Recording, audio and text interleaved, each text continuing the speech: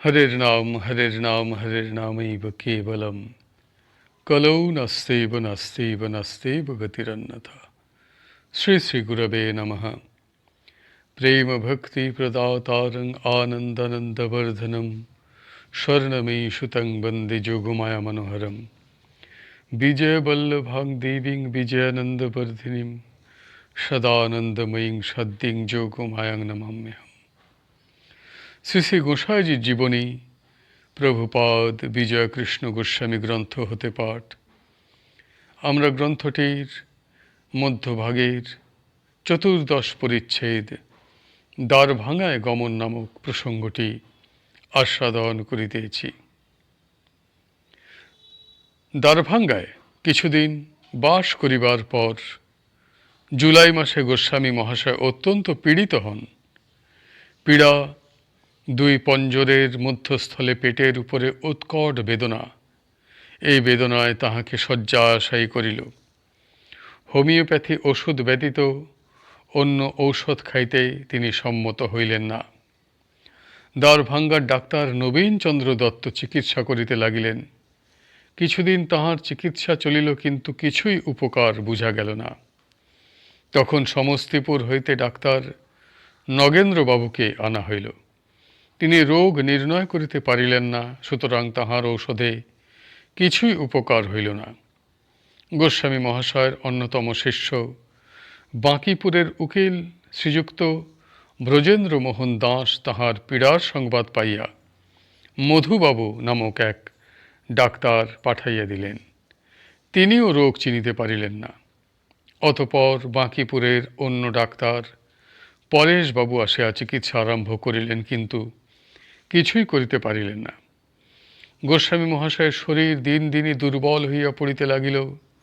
শ্যামাকান্ত চট্টোপাধ্যায়, শ্রীধর ঘোষ প্রভৃতি শিষ্যগণ পীড়ার সময় তাহার যথেষ্ট সেবা করিয়াছিলেন। তাহারা স্বহস্তে তাহার মল মূত্র পরিষ্কার করিতেন। শ্যামাকান্তবাবুর সেবায় পরিতুষ্ট হইয়া গোস্বামী মহাশয় একদিন বলিয়াছিলেন, পণ্ডিত মহাশয় আমার পিতা। পিতা যেমন স্নেহের সহিত সন্তানের সেবা করে, পণ্ডিত মহাশয় ঠিক সেইভাবে আমার সেবা করিয়াছেন। তাহারে ঋণ আমি শোধ করিতে পারিব না। পীড়ার অবস্থা দিন দিনই মন্দ হইতে লাগিল। তখন সকলেই যার পরনায় ভীত হইলেন। ঢাকা, কলিকাতা প্রভৃতি স্থানে সংবাদ প্রেরিত হইল। নানা স্থান হইতে পত্র ও টাকা আসিতে লাগিল।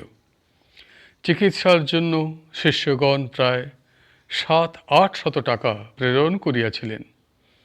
এই সময় অনেক সাধু সন্ন্যাসী গোস্বামী মহাশয়কে দেখিতে আসিতেন। একদিন প্রাতকালে জ্ঞানবাবু বাহিরে যাইয়া বারান্দার বেঞ্চের উপরে গৌরবর্ণ একজন সাধুকে উপবিষ্ট দেখিলেন। তাহার পরিধানে একটি আলখাল্লা ও হস্তে একখানি আশা বা সাধুদের ভর দিয়া বসিবার কাষ্ঠদণ্ড। জ্ঞানবাবু তাহাকে প্রণাম করিলেন। মন উদ্বিগ্ন থাকাতে তাহার সহিত কোনো কথা বলিলেন না। সাধু প্রায় অর্ধ ঘণ্টা কাল উপবিষ্ট থাকিয়া চলিয়া গেলেন। ইহার পর হইতেই গোস্বামী মহাশয়ের পীড়ার উপশম হইতে লাগিল। সমস্ত দিনে পীড়া প্রায় অর্ধেক কমিয়া গেল। সন্ধ্যের সময় জ্ঞানবাবু গোস্বামী মহাশয়কে বলিলেন, আজি প্রাতে একজন সন্ন্যাসী আসিয়াছিলেন। অসুখ বেশি বলিয়া আপনার নিকট আসিতে বলি নাই। গোস্বামী মহাশয় বলিলেন, হাঁ, আজ পরমহংসজি আসিয়াছিলেন। সময় হয় নাই বলিয়া তিনি তোমাদের নিকট পরিচয় প্রদান করেন নাই। মাতা ঠাকুরানী ও যোগ জীবন প্রভৃতিকে দ্বারভাঙ্গা আসিবার জন্য তারে সংবাদ দেওয়া হয়েছিল। সংবাদ পাইয়াই যেদিন তাহারা আসিলেন, সেই দিনই গোস্বামী মহাশয় অন্নপথ্য করিবেন। মাতা ঠাকুরানী পথ্য রন্ধন করিয়া তাহাকে খাওয়াইলেন। অল্প দিনের মধ্যেই গোস্বামী মহাশয় সম্পূর্ণ সুস্থ হইয়া উঠিলেন। এই পীড়াতে ইহাই দেখা গেল যে মানুষের কোনো ক্ষমতা নেই। ভগবানের ইচ্ছাতেই সমস্ত হয়। পীড়ার সময় গোস্বামী মহাশয় যে বলিতেন, রাখে কৃষ্ণ মারে কে, মারে কৃষ্ণ রাখে কে, তাহার প্রত্যক্ষ প্রমাণ পাওয়া গেল। ডাক্তার বৈদ্য সহস্র চেষ্টা করিয়া পীড়ার কিছুই করিতে পারিলেন না, কিন্তু যখন আরাম হইবার তখন আপনি আরাম হইল। দ্বারভাঙ্গার পীড়া সম্বন্ধে গোস্বামী মহাশয় একদিন বলিয়াছিলেন, ডাক্তারগণ যেদিন আমার মৃত্যু হইবে বলিয়া স্থির করিয়াছিলেন, সেই দিন হইতেই আমার পীড়া কমিতে লাগিল। সেই সময় রাধাকৃষ্ণ বাবুর বাড়িতে ব্রাহ্ম সমাজ হইত। সেদিন রবিবার। আমি যে ঘরে শুইয়াছিলাম তাহার পাশের ঘরে সকলে উপাসনা করিতে বসিলেন। আমি পীড়িত বলিয়া তাহারা ধীরে ধীরে সংক্ষেপে উপাসনা শেষ করিয়া আস্তে আস্তে সংকীর্তন আরম্ভ করিলেন। কীর্তনের শব্দ কানে আসিবা মাত্র আমার রোগ, শরীরের অবসাদ ও দুর্বলতা কোথায় চলিয়া গেল। আমার দেহে সিংহের বল আসিল, যে আমি পাশ ফিরিয়া শুইতে পারি না, সেই আমি ভাবে বিভোর হইয়া এক প্রবল শক্তির বলে ছুটিয়া কীর্তনস্থলে যাইয়া উপস্থিত হইলাম এবং আত্মহারা হইয়া খুব নাচিলাম। সকলে তো দেখিয়া অবাক। আমার নৃত্য দেখিয়া তাহাদের মনে ভয় হইয়াছিল যে নৃত্যের পরিশ্রমে আমি অবসন্ন হইয়া পড়িব এবং তাহাতে আমার বড়ই ক্ষতি হইবে, এমনকি আমার জীবন লইয়াও টানাটানি হইতে পারে। কীর্তনান্তে যখন তাহারা দেখিলেন আমার কিছুই হইল না, তখন তাহারা একেবারে স্তম্ভিত হইয়া গেলেন। সেই যে আমি উঠিয়া বসিলাম, আর শুইলাম না। আমার পীড়া আরোগ্য হইয়া গেল। আমি মারা গিয়াছি মনে করিয়া ডাক্তারগণ ভয়ে ভয়ে বাড়ি ঢুকিয়া যখন দেখিলেন আমি বসিয়া আছি, তখন তাহাদের আর বিস্ময়ের পরিসীমা রহিল না। কিছুক্ষণ চুপ করিয়া তাহারা আমাকে বলিলেন, আপনি আমাদের অহংকার চূর্ণ করিয়াছেন। আমরা যে চিকিৎসাবিদ্যার বড়াই করি তাহা সর্বৈব ভুল। আপনার পীড়াতে আমাদের এই শিক্ষা হইল যে মানুষের কিছুই ক্ষমতা নেই, সমস্তই ভগবানের ইচ্ছায় হইতেছে।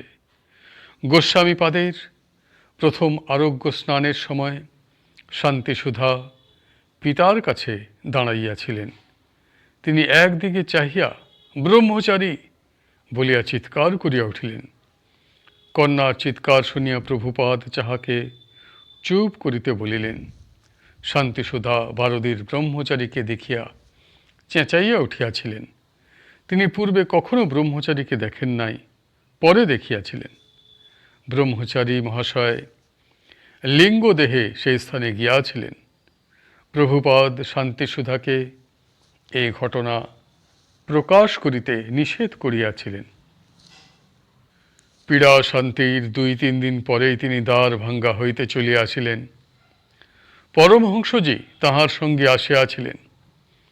তিনি ছদ্মবেশে হিন্দুস্থানী মহাজন দিগের পরিচ্ছদ পরিয়া পার্শ্বের গাড়িতে ছিলেন। প্রভুপাদ হাসিতে হাসিতে বলিলেন, লিচুর সময় লিচু না খাইয়া আসিলাম, হয়তো মুজফ্ফরপুরের লিচু খাইবার জন্য লিচুর পোকা হইয়া জন্মাইতে হইবে। তাহার কথা শুনিয়া পরমহংসজি হাসিয়া বলিলেন, মহারাজ লিচু খাইবে? প্রভুপাদ স্মিত মুখে সম্মতি প্রকাশ করিলেন।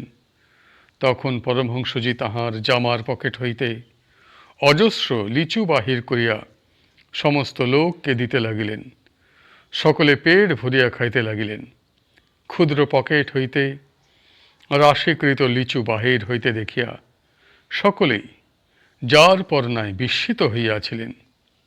গাড়ি নওয়াডি অর্থাৎ ঝাঝা স্টেশনে উপস্থিত হইলে গোস্বামীপাদ এক দৃষ্টে নিকটবর্তী পাহাড়ের শোভা দেখিতে লাগিলেন। তিনি অনেকক্ষণ পাহাড়ের দিকে চাহিয়া বলিলেন, ওই পাহাড়ে একজন মহাপুরুষ আছেন। অতঃপর তিনি বৈদ্যনাথে গিয়া কয়েকদিন ছিলেন। একদিন প্রাতকালে ভ্রমণে বাহির হইয়া তিনি স্বর্গীয় রাজনারায়ণ বসু মহাশয়ের বাটিতে গিয়াছিলেন। বসু মহাশয় তাহাকে পাইয়া অতিশয় আনন্দিত হইলেন। উভয়ের মধ্যে অনেকক্ষণ ধর্মালাপ হইল।